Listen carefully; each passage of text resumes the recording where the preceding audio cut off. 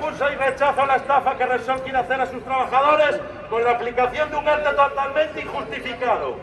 Desde el Comité de Empresa de la Refinería de A Coruña os queremos agradecer el apoyo demostrado hoy a todos los trabajadores y trabajadoras que nos vemos envueltos en esta lucha por defender nuestro empleo.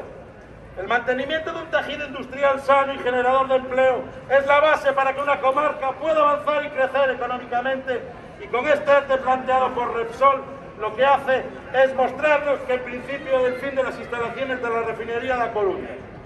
Estamos también aquí para que las administraciones y la sociedad coruñesa nos escuchen solicitar inversiones para nuestro complejo industrial.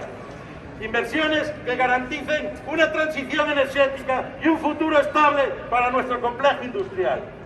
Con la aplicación de este ERTE seremos más de 3.500 empleos afectados de diferentes formas. 3.500 empleos a los que habrá que sumar todas las familias que están detrás, por lo que desde este comité de empresa lucharemos porque este atropello no se lleve a cabo de ninguna de las maneras. Aquí no sobra nadie. ¡ERTE no!